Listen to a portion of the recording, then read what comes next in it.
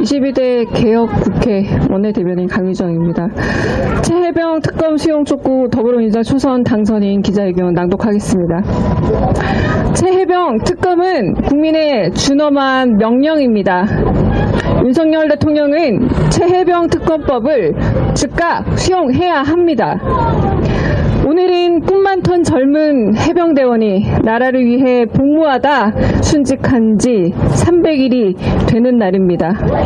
안타깝게도 순직 사건과 수사 외압에 대한 진실은 여전히 안개 속에 가려져 있습니다. 그러나 반성하는 사람이 단 한 명도 없습니다. 책임을 진 사람도 아직 없습니다.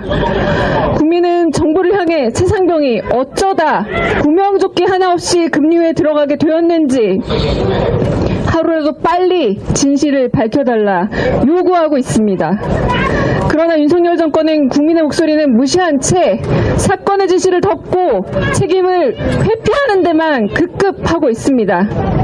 대원들의 억울함을 밝히려는 박정훈 대령을 항명죄로 기소했고 정작 공수처에 고발된 핵심 피의자 이종섭 전 장관은 호주 대사로 임명했습니다.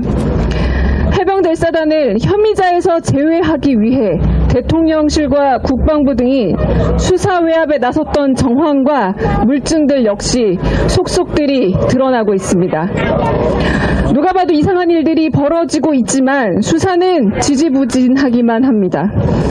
공수처가 주요 피의자를 처음 소환한 건 고발장 접수가 8개월이나 지난 올해 4월 말입니다.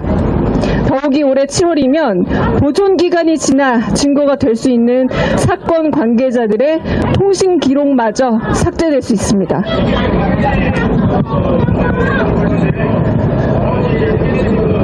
공수처가 열심히 수사하고 있지만 수사는 여전히 초기 단계라는 것이 중론입니다.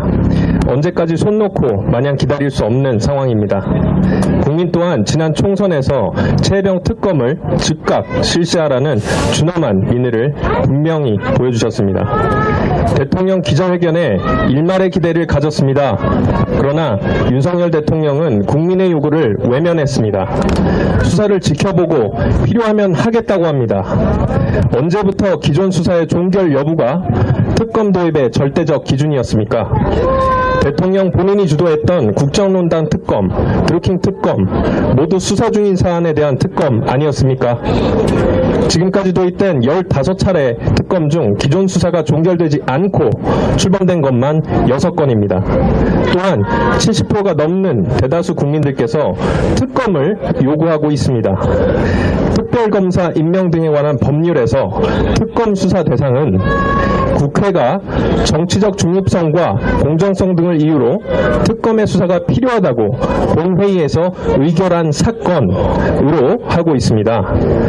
진실을 밝히라는 국민의 요구에 따라 대통령과 대통령실이 이해 당사자인 수사외압 의혹을 성역 없이 수사하기 위해서는 독립적이고 공정한 특별검사가 반드시 필요합니다.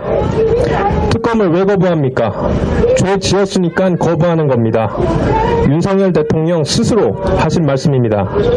윤석열 대통령이 진실을 회피하는 것이 아니라면 젊은 해병의 억울한 죽음에 대한 진실을 밝혀달라는 국민의 당연하고 상식적인 요구에 이제라도 책임을 다해 주십시오. 최혜병 특검을 전면적으로 수용해 주십시오. 윤석열 대통령께 다시 한번 국민의 이름으로 요구합니다. 하나, 윤석열 대통령을 지금이라도 조건 없이 최혜병 특검을 수용하라. 수용하라. 하나, 22대 총선 민의를 수용하고 국정 기조를 전면적 전환하라. 우리 더불어민주당 초선 당선인 일동은 최혜병의 억울한 죽음의 진상을 규명하고 책임자를 처벌하는 그날까지 국회의원으로서의 책임과 역할을 다할 것입니다. 2024년 5월 13일 22대 국회 더불어민주당 초선 당선인 일동